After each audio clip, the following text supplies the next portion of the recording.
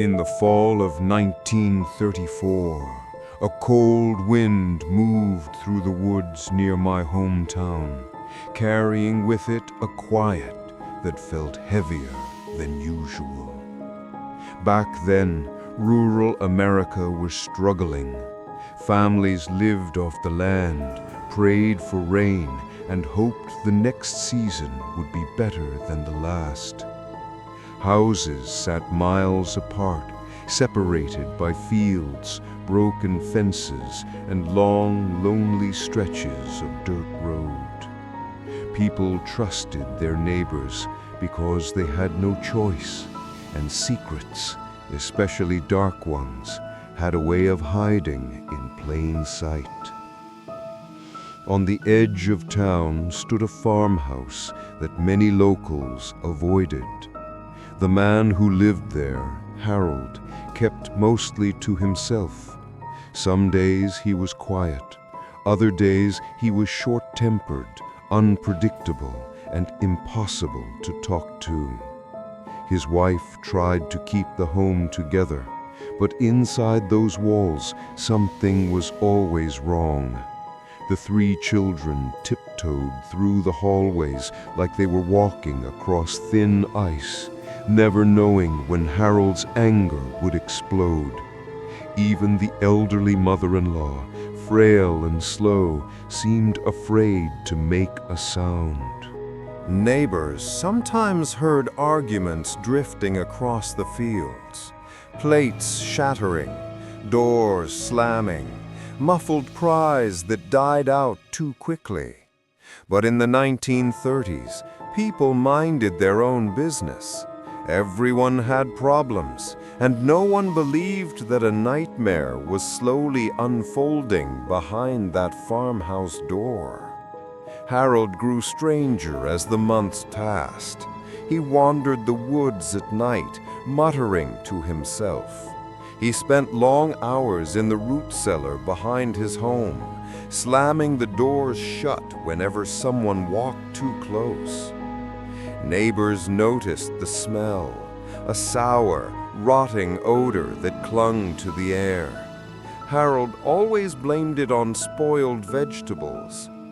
People nodded and pretended they believed him, even though something about his eyes suggested a deeper, darker truth. But no one suspected how far things had already gone. The morning everything changed started out like any other. My great-grandfather took his 13-year-old son, Tom, on a hunting trip through the woods.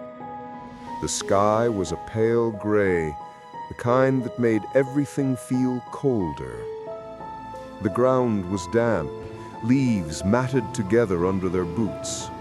Their old hound walked ahead, sniffing the air, tail twitching. Suddenly, the dog stopped. Its body went stiff, ears raised. Then it bolted deeper into the trees, barking wildly. Tom ran after it, calling out, stumbling through branches that slapped his face. His father yelled for him to slow down, but the boy kept going. The forest felt darker the further he ran. The air seemed heavier, colder, almost unnatural.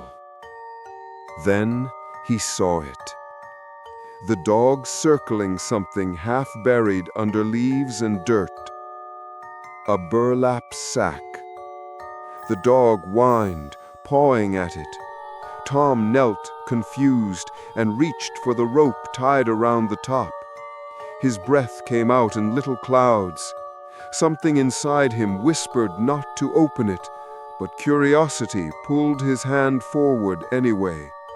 He loosened the rope, lifted the edge, and froze. Inside the bag was the head of a child, eyes half open, staring up at him. Tom stumbled backward, trying to scream, but no sound came out.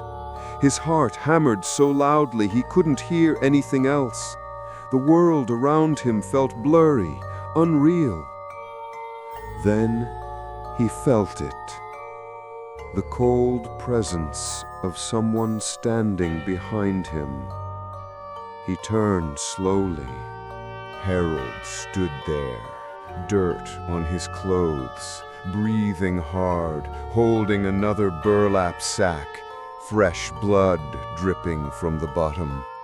His eyes were empty, hollow, like someone had reached inside him and removed everything human. He didn't speak. He didn't blink. He simply tightened his grip on the bag and took a step toward the boy. Tom wanted to run, to scream, to do anything, but terror pinned him to the ground. He felt completely helpless, a 13-year-old staring into the eyes of a man who had murdered an entire family. Just when Harold raised the bag slightly, as if preparing to swing it, a shotgun blast echoed through the forest. Tom's father burst through the trees, screaming at Harold, the gun raised and ready to fire again. Harold dropped the bag and ran, disappearing into the shadows of the woods.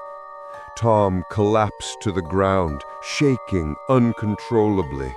His father grabbed him and shielded his eyes so he wouldn't see what was inside the second bag. When the sheriff arrived, the forest had already changed forever. Deputies searched Harold's property and forced open the root cellar doors. The smell hit them instantly, a thick, sickening odor of decay that made even the strongest men gag. Inside the cellar, under layers of dirt and rotting vegetables, they found burlap bags filled with the dismembered remains of Harold's wife, her elderly mother, and all 3 children. Every bag told a story of terror, and every corner of that cellar felt like it was soaked in unspeakable violence. Harold was caught 2 days later, hiding in an abandoned barn. He confessed quietly, without emotion, as if he were discussing something ordinary. He simply said, "They wouldn't stop screaming. I needed quiet." There was no remorse, no guilt, just emptiness. After a short trial, he was sentenced to be hanged, a punishment carried out only 2 months later. But the story didn't end there. Tom never spoke about that morning again, not to his friends, not to his family, not even to his own children. The memory stayed locked inside him like a curse. Sometimes, late at night, he would wake up screaming, haunted by the image of the child's face in the sack or the killer's hollow stare only a few feet away. When Tom died many decades later, we found a trunk hidden under his bed.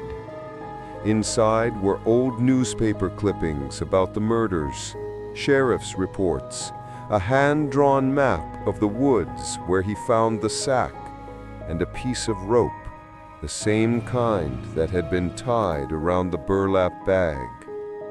He had saved everything, unable to let go of the horror he had witnessed.